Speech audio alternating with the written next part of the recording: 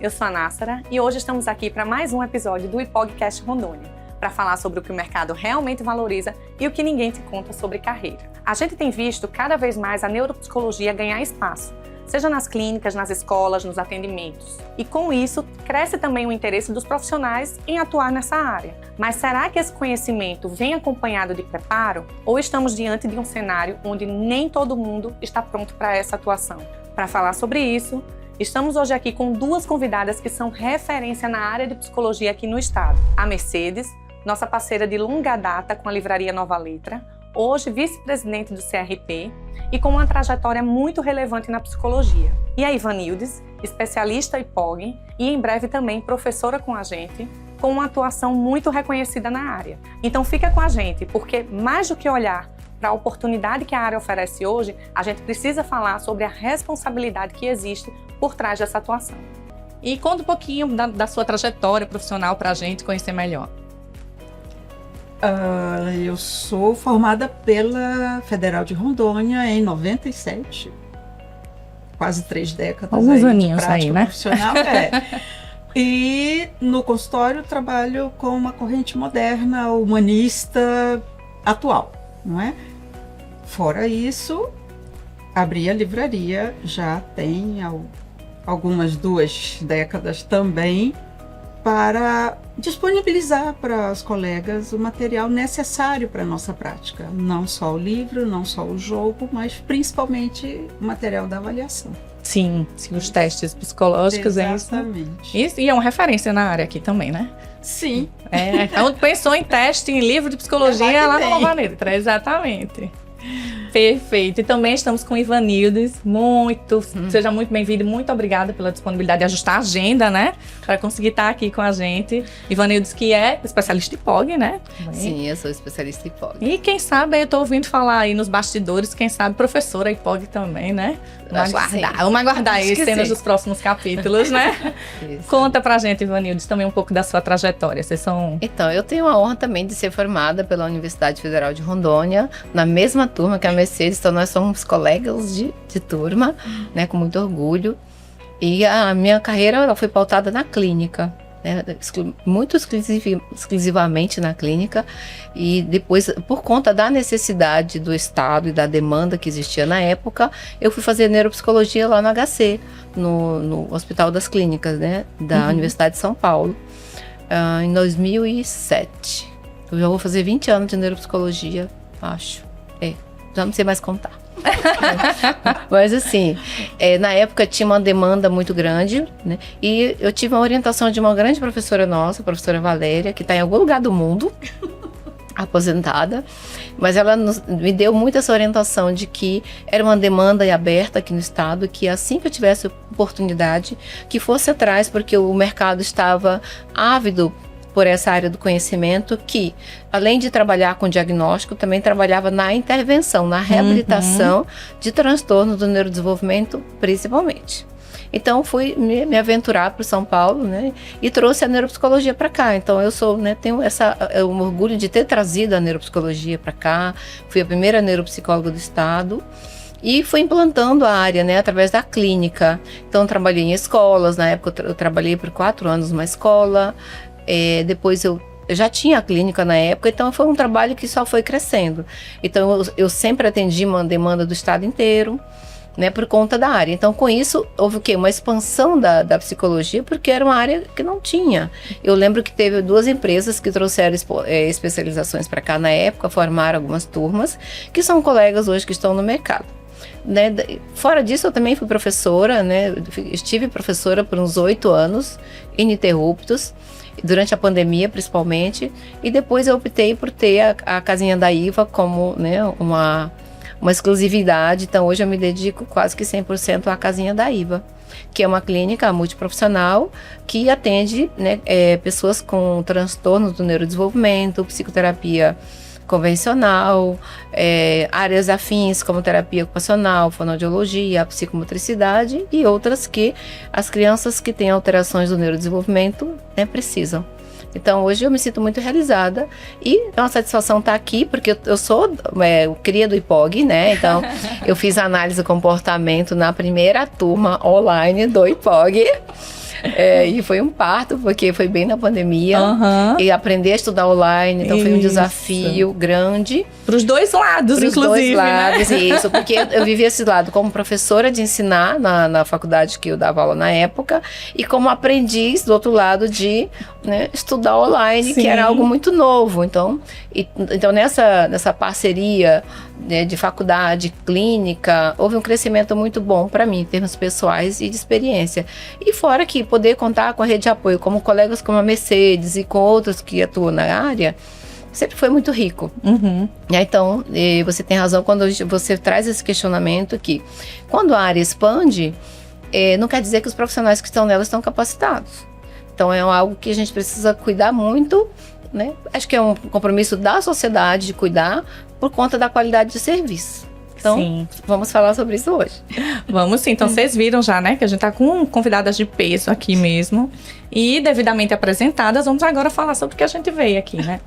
Queria ouvir de vocês, como é que vocês enxergam que o cenário da neuropsicologia está hoje aqui em Rondônia?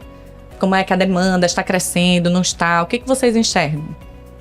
Então, a partir de uma necessidade da própria, vamos dizer que da expansão dos diagnósticos, há uma necessidade de perícia técnica, né? A gente fala de perícia técnica, a prática com perícia, que significa uma prática com acurácia, com cuidado, com medidas, né, associadas a raciocínio clínico. Então, houve uma explosão de procura, assim como também houve uma explosão na formação de pessoas, né? Então, nós cresceu muito o número de neuropsicólogos, já não saberia te dizer quanto, mas não é mais 5 como não é 1, como eu era sozinha, sim. Não é mais 5, né? Já tem bastante profissionais.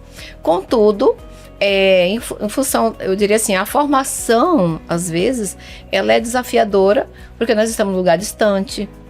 Ter professores de qualidade que venham de fora, quando de qualidade, gente, que é uma formação muito complexa. A gente não aprende neuropsicologia em 2 anos.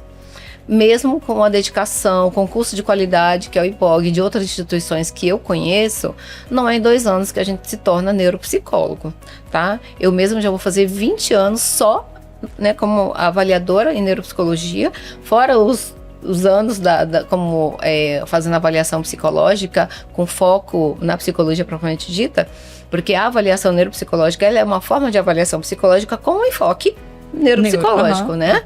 Então, a necessidade de ter pessoas qualificadas de forma técnica e com um repertório, a gente chama disso de um escopo, com uma prática clínica alinhada dentro do tripé. Teoria, prática e prática supervisionada ainda é um desafio para nós, por várias situações. Financeiro, acesso, percurso dentro da área. Então, eu diria que, assim, expandiu muito. Porém, nós temos desafios grandes em termos, né, de formação, de aplicação, porque é uma área cara, Sim. podemos dizer. Verdade. O acesso a testes é caro. A nossa hora, ela se torna mais cara por conta do que eu preciso fazer para me manter com qualidade. Estudar sempre, estudar continuamente, investir continuamente, adquirir os testes continuamente, né? Trabalhar dentro do preceito técnico do meu conselho. Então, é um desafio muito grande. Cresceu, mas nós precisamos olhar com cuidado para como ele está se expandindo. Sim, e pelo que você falou, é como se a pós-graduação fosse o primeiro passo, né, para essa trajetória. Perfeito. É o início, né, vamos dizer, o Isso. pontapé, porque tem uma fase de maturação muito maior depois da pós-graduação. Isso, perfeito. Eu diria que a formação, a procura de uma instituição, né, séria, vamos dizer assim, é o primeiro passo. Como é que eu vou sair daqui? Uma pós-graduação, eu fico muito assustada quando eu vejo pessoas que fizeram neuropsicologia em 6 meses. Eu sou da época que eu fiquei quase 2 anos e meio, né, assim, com horas práticas, supervisionada ali.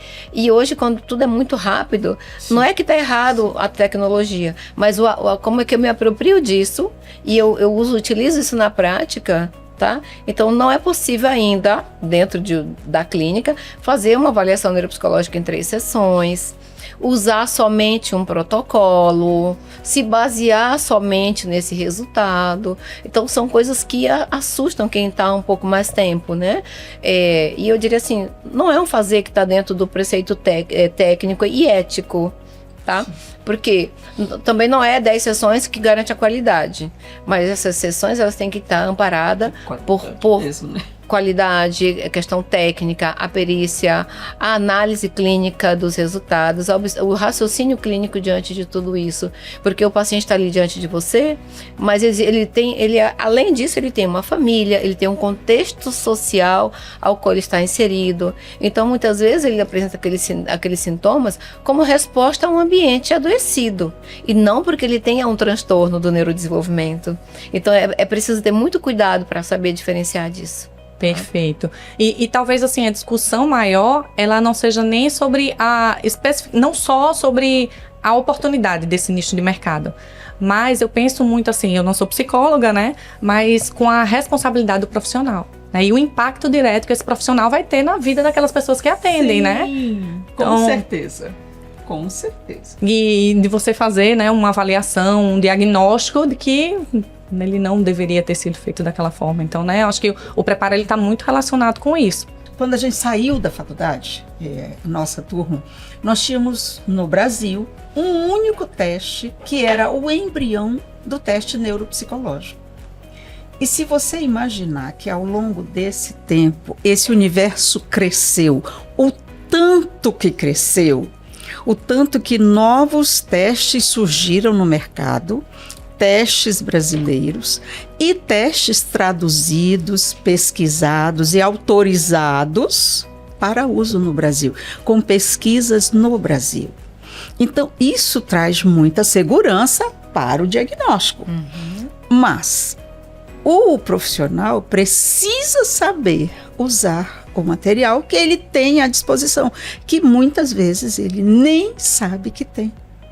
É verdade. Isso é delicado, porque na faculdade, muitas vezes, não só na neuropsicologia, o próprio professor ele não está atualizado com o que tem no mercado. O leque é muito amplo. Hoje, a gente pode dizer que dá para fazer um trabalho de muita qualidade na avaliação psicológica, na avaliação neuropsicológica, por conta desse universo amplo de instrumentos de avaliação. Perfeito. Isso Completando o que a Mercedes estava colocando, então, no momento que nós estamos sentados aqui, quem vai buscar avaliação não sabe que existe muitos cientistas do comportamento estudando e construindo testes psicológicos e neuropsicológicos para garantir a qualidade desse trabalho. Contudo, ele faz o trabalho dele lá. Então, quando chega até o consumidor final, o percurso que ele percorreu, não tem esse controle de garantia de como vai ser aplicado. Né? Então, esse é um outro olhar. Então, assim, muito importante. Em termos de instrumentos, expandiu bastante, mas garantir a qualidade do serviço depende de quem vai aplicar. Muito de quem vai aplicar. Porque quem está recebendo está ali diante de você, ávido por se conhecer, Sim. por responder uma pergunta que às vezes ele está carregando a vida inteira, sobre uma inquietação, sobre dificuldades que ele enfrentou a vida toda, né?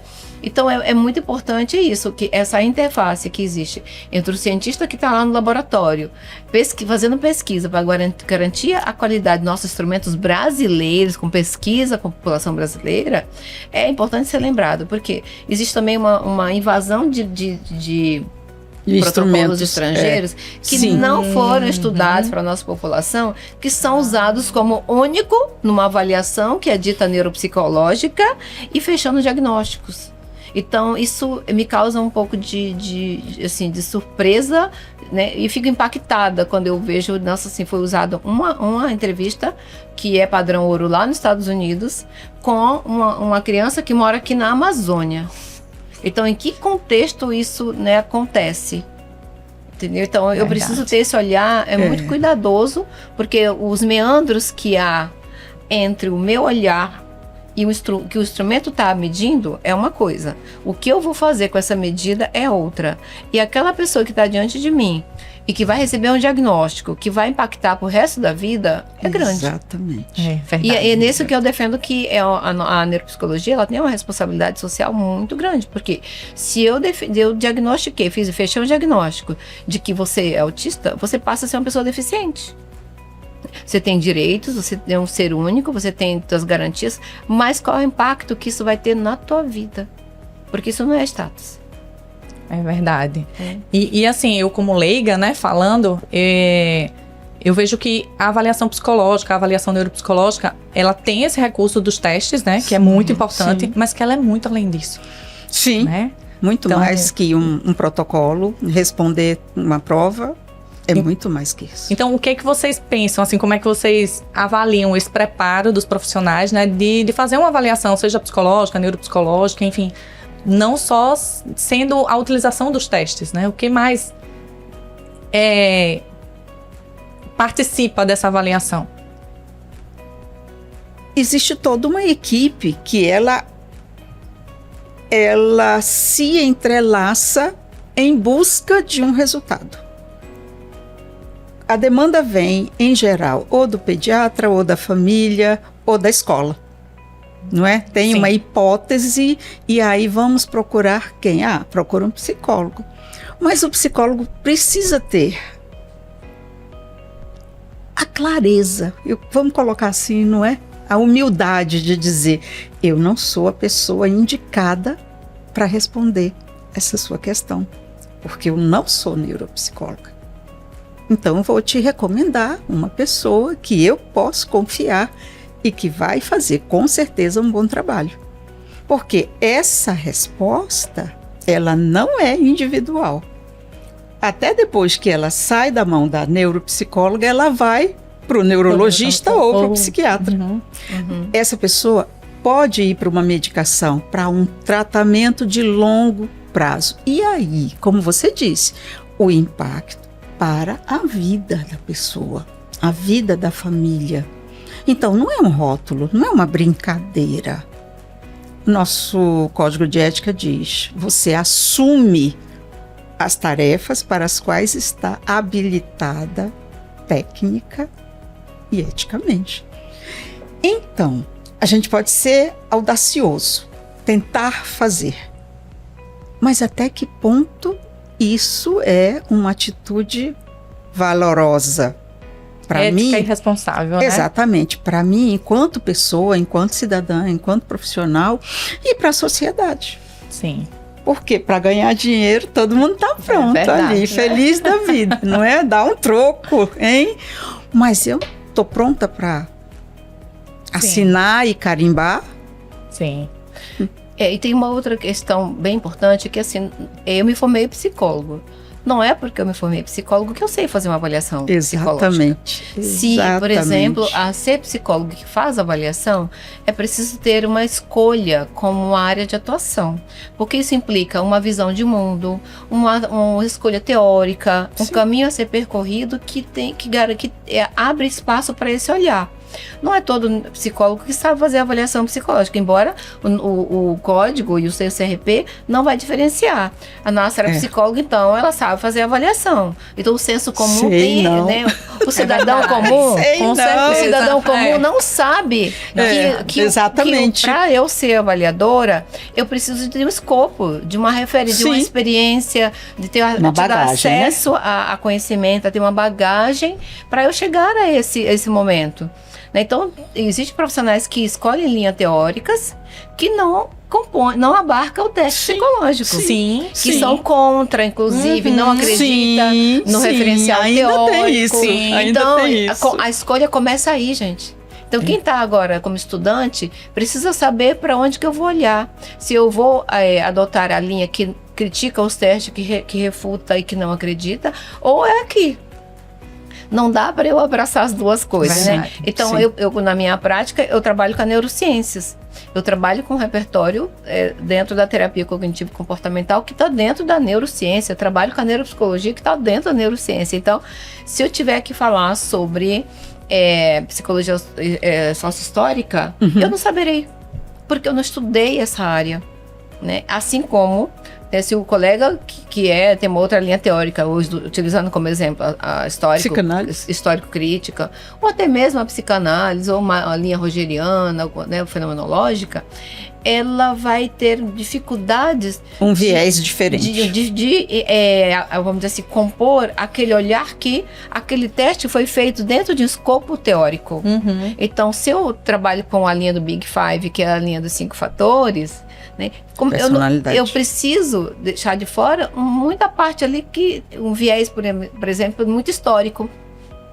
Então são coisas, então percebe que a formação começa lá na base, lá quando eu escolho se eu vou trabalhar com testes ou não. Ok, vou trabalhar com testes, então eu vou ficar na avaliação psicológica de cirurgia bariátrica, para porte de arma, para, como é que chama? Esterectomias, né? Sim, vasectomias, esterectomias. Transição de gênero. Ou eu vou para neuropsicologia. Sim. Porque a neuropsicologia é uma outra conversa, né? Então eu vou ter foco aí na avaliação de transtornos do neurodesenvolvimento, transtornos neuropsiquiátricos e transtornos de personalidade, né, propriamente ditos também. Então percebe que é uma linha que começa muito antes. Então, né, para você que está na dúvida de fazer essa escolha, precisa definir qual é a tua visão de mundo primeiro. Que sujeito você enxerga na tua frente. Não quer dizer que é melhor ou pior. São visões diferentes, tá? Para que o teu fazer seja coerente, né? Que a gente chama de coerência, é estar alinhado o que eu digo, o que eu penso e o que eu faço na mesma direção. Senão eu vou construir Frankensteins. Com certeza. E eu vou dizer uma coisa para você. Só chamar a atenção que no processo de escolha ainda tem um outro aspecto. Você vai trabalhar com crianças, adolescentes ou adultos. Porque também vai haver um direcionamento diferenciado. Ainda tem os idosinhos. Ainda tem os idosinhos de AVC, de demência, de Alzheimer, todos esses são áreas de trabalho. Agora, dá para fazer tudo? Não dá.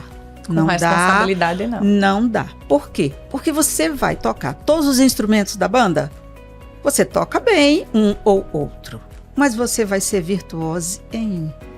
Então, quando você escolhe um nicho, você se direciona para ali e você se prepara para aquele público, o idoso e a criança. Não tem como. Os instrumentos são diferentes, a interpretação é diferente, a fase de desenvolvimento é absolutamente diferente. Então, a pessoa tem que ter esse tato, essa pesquisa, esse interesse, mas principalmente o conhecimento de si. Porque sou eu que me identifico com o instrumento que eu vou usar. E é interessante isso, porque não tem só um.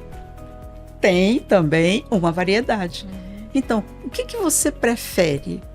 O que é que te traz mais resultados? O que é que você gosta mais de usar? Então, experimenta e depois define. Mas isso é sério. É sério. Não, eu vou É desafiador. Sim, imagino, né? Então, é assim... O que vocês têm falado é que o preparo é muito importante, né, para a atuação profissional. E até para atuar na área de neuropsicologia, é necessário ter uma pós-graduação específica na área. Eu concordo com isso. Então, o que vocês indicam para as pessoas que estão querendo atuar na área em como escolher uma instituição de ensino que vai oferecer o curso que ela vai fazer sua formação? A gente comentou um pouquinho antes, mas especificamente o que é relevante para ser olhado quando vai se buscar uma pós-graduação nessa área? Então, acho que o primeiro passo é você ter uma instituição que tem credibilidade no mercado, né? Então, quando eu vou contratar alguém para cuidar da minha saúde, eu vou querer o melhor médico, o melhor no sentido capacitado, experiente, com um olhar amoroso, cuidadoso. Não é diferente quando eu vou procurar um psicólogo ou um neuropsicólogo, tá? Eu preciso conhecer a formação dessa pessoa. né, quanto tempo ela tem de estrada. Não estou dizendo que quem começou agora não está preparado ou não sabe, mas o primeiro passo é uma boa instituição, que assim, eu conheço não só o IPOG, mas várias outras instituições no Brasil, que são, né, que garante essa qualidade, eu posso dizer, porque eu estudei nelas também. Mas é uma das questões primordiais, é o currículo que você carrega.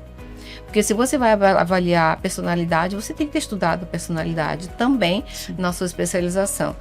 Neuropsicólogo não precisa saber de personalidade. Eu discordo. Porque Doce ilusão. A pessoa que está ali na minha frente, ela tem uma personalidade, então eu preciso estudar sobre ela. É um mito dentro da neuropsicologia. Existem colegas neuropsicólogos que fazem avaliação sem olhar para a personalidade. Hoje eu posso garantir que os nossos parceiros psiquiátricos e neuropediatras, eles vão ficar muito mais seguros na hora de fazer avaliação clínica se no meu laudo tiver uma avaliação de comportamento, inclusive de personalidade. Então, é preciso ter esse repertório. E o repertório se constrói com tempo. Sim. Ninguém nasceu preparado. Então, eu preciso também desse tempo de maturação, de estrada, para me ganhar repertório.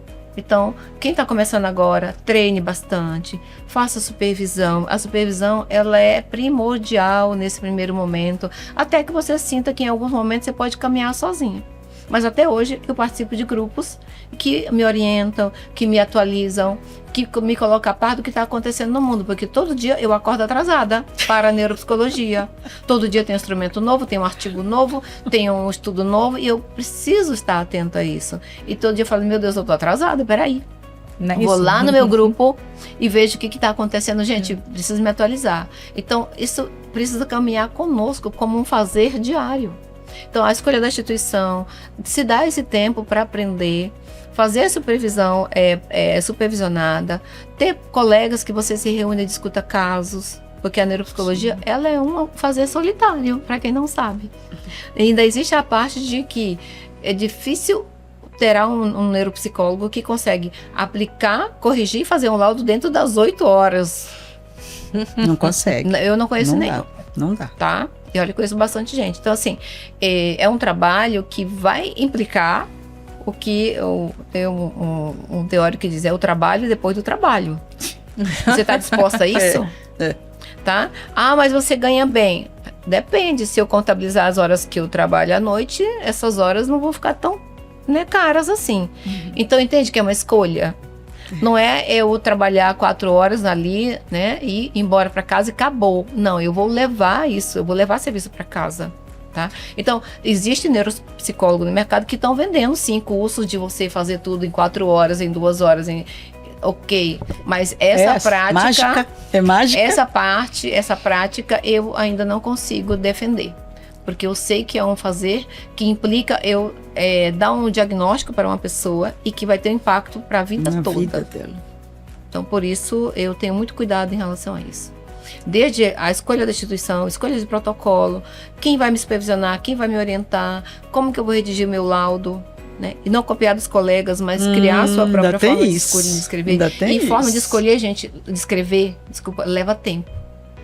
Para chegar ao modelo de laudo que eu faço hoje, eu não copio do meu vizinho, eu fui fazendo até chegar no modelo em que responde a pergunta que chegou para mim, né, dentro da hipótese diagnóstica, para fazer o médico compreender. Então, o laudo, a gente traduz assim, o laudo precisa ser compreensível para a vovó entender. É igual tese de mestrado e doutorado. Se eu expliquei para minha avó e ela entendeu, eu já posso ir para a banca. O laudo tem que ser assim, ele tem que ser compreensível. Não adianta eu usar palavras bonitas e complexas da neurociências, que isso não vai resolver. Então, o laudo precisa ser, até a vovó tem que entender. Boa. Se a vovó entender, se a vovó entender, tá tudo bem, né? Pode. Então, geralmente eu entrego o laudo para a família e falo, leiam, veja se concordam, se discordam. Se tiver uma vírgula fora do lugar, me avisem que eu arrumo, porque eu não sou perfeita, eu não sou infalível, eu sou falível. Então pode ser que eu esqueça de uma vírgula, pode ser que eu esqueça 2 pontos do parágrafo, me mostra que eu arrumo. Porque isso cria uma proximidade também com a família. Ou eu vou entregar meu laudo perfeito, não existe. Se você busca a perfeição, eu não acredito que existe aprendizagem sem erro. Sim. Nós vamos errar. E só erra muito quem faz muito. Com certeza. Perfeito. Eu não sei ela, mas eu não sou neuropsicóloga, mas na necessidade de fazer laudo, eu fiz perícia durante um tempo e eu precisava de um tempo. Aplicava os testes, corrigia os testes e me dava um tempo para eu organizar o raciocínio. É interessante isso, pelo menos o meu movimento é Sim. esse. Então eu precisava reler o que eu encontrei, questionar, confirmar, para depois elaborar o laudo. E a minha preocupação, eu ia mandar para um processo que o juiz ia tomar uma decisão com base no que eu escrevi. Então, é um impacto também na vida de uma pessoa ou de uma família. E isso é muito importante. É verdade. Isso é uma responsabilidade muito grande. A gente precisa estar pronto. Pois é, né? Tem que estar preparada, né? Sim, Com certeza. escolher muito bem os professores. Sim.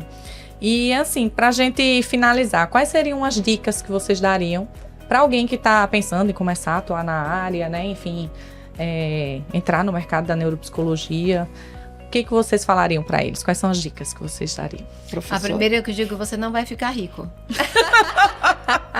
Não se iluda. Você vai ter muito trabalho. Mas é um trabalho encantador, né? Então, a primeira parte, se interesse pela neurociências. A neurociência é uma área muito grande. A neuropsicologia está lá dentro dela. Entenda que a neuropsicologia é uma caixinha dentro da grande caixa da neurociências. Veja se você se identifica com o escopo teórico. Isso. Depois, veja se você gosta de testes, de teoria da medida. Se você gosta de gastar tempo fazendo cálculo, ainda que existam as calculadoras eletrônicas, os aplicativos que corrigem teste, e veja se você gosta de quebrar a cabeça com raciocínio clínico. Depois disso, você vai escolher uma boa instituição, se dedicar, mas não saia, terminou a pós, já saia botando placa na porta. Experimenta treinar, errar, buscar um bom supervisor para você ir para a prática. Aí sim. Então, você começa a divulgar seu trabalho, sabendo que é um fazer que não acaba nunca. Então, a experiência, adquirir referencial teórico, prática, e principalmente prática supervisionada. Ter um olhar de alguém que já esteve naquele lugar e que hoje consegue te ensinar um pouco. A gente precisa ter humildade de saber que a gente não sabe tudo. Eu não sei tudo. Tem muita coisa que eu não sei.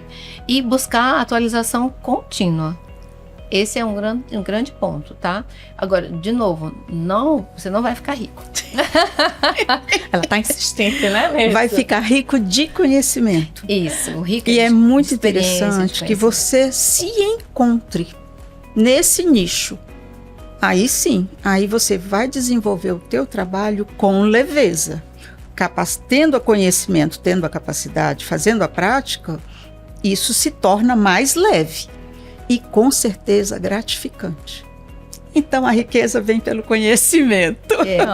E voltando, e pelas amizades que a gente conquista. A riqueza você vai ter de conhecimento, dos vínculos que você vai construir ao longo da tua história, da tua trajetória. Vínculos profissionais, vínculo com as famílias. O impacto positivo que você causa na vida dessas pessoas atendidas. Saber que o teu laudo ajudou a vida impactou positivamente na vida daquela pessoa e que isso vai trazer, né, vai dar dignidade à vida dela, na busca do caminho mesmo de vida, né, para ela, assim como ela descobrir que ela não tem aquele transtorno ou descobrir que ela tem aquele transtorno, qual é o impacto que isso vai ter na vida dela. Então, e se você vai dar o diagnóstico, precisa ter todo um cuidado de como você vai fazer isso. Tá? E se também não der aquilo que o paciente está buscando, né, trabalhar a tua frustração, porque você vai receber cobrança, porque o paciente quer o laudo, né, e muitas vezes o laudo não vai sair como ele quer, e você precisa estar preparada para essas frustrações também. Tá? Então, é uma área que traz muitos desafios para nós. Tá? Que talvez seja para uma outra conversa. Sim, verdade. E pelo que a gente conversou, deu para entender no que não basta ser apenas um nicho, né, que tem alta demanda, mas que você precisa se identificar com ele. Sim. Até porque a jornada é desafiadora, né? Então, para que ela seja mais leve, você se identificando com ela fica muito mais fácil, né? Para você buscar a qualificação, a atualização profissional, né? A supervisão, a constante atualização eterna, né? 20, 30 anos de atuação e isso continua constante. Para que você tenha sucesso, né? Sucesso financeiro, sim, é uma área rentável, né? Não que vai te deixar milionário, né? Mas que é uma área rentável, mas que também tem muita responsabilidade, né? Sim. Tem muito Com impacto certeza. na vida das pessoas. Com certeza. E isso até como não sendo profissional da área, enxerga assim, que os psicólogos, os neuropsicólogos também têm essa grande responsabilidade quando mexe com a mente das pessoas, né? Quando trabalha com isso. Sim. Então, acho que essa conversa foi bastante relevante nesse sentido, né? De fazer com que os profissionais reflitam sobre isso, né? Não é só um trabalho, é o trabalho, né? Perfeito. E assim, uma coisa que é bem importante para quem está começando agora é estar ciente de que o mercado está aí, existe demanda, mas não se deixe seduzir pelas coisas fáceis, tá? Porque o custo é alto. A gente chama de custo da resposta, né? Eu me empolgo, saio comprando 1000 testes, eu vou fazer, e aí, na verdade, às vezes você se frustra e acaba abandonando. Tem muitos colegas que, na época em que eu comecei, estavam lá porque era um nicho rentável e prometia, né, ficar rico. Hoje a gente sabe que quem permaneceu teve essa humildade de saber que foi uma construção, que foram escadas que fomos galgando, até que hoje a gente pode dizer, hoje eu tenho um nome no mercado, eu sou uma referência, assim, isso me traz mais responsabilidade. Né? Então, se eu tenho esse grande poder, isso vai me trazer grandes responsabilidades, porque quando a família me procura, ela está depositando ali, às vezes, o que ela nem tem. Então, eu tenho que ter esse cuidado, né, de acolher, porque às vezes é só o que eles têm, para poder aquela criança ter um acesso a um direito, ou a família possa ter, né, receber um benefício. Isso também é um trabalho social. E se não tem, o diagnóstico não está fechado, seja capaz de dizer que não está fechado, mas com qualidade. Para finalizar, no fim de tudo, a discussão é muito além de se existe oportunidade. Mas sim que existe uma grande diferença entre estar interessado e estar preparado. Né? E nessa atuação super consciente e com responsabilidade que é preciso, né? Então vai chegando a nossa hora, né? E mais uma vez eu queria agradecer a vocês, a presença de vocês, essa discussão que foi extremamente rica, extremamente responsável e ética, né? E eu tenho certeza que vai impactar também todos aqueles que estão acompanhando a gente. Vamos chegando ao fim desse episódio.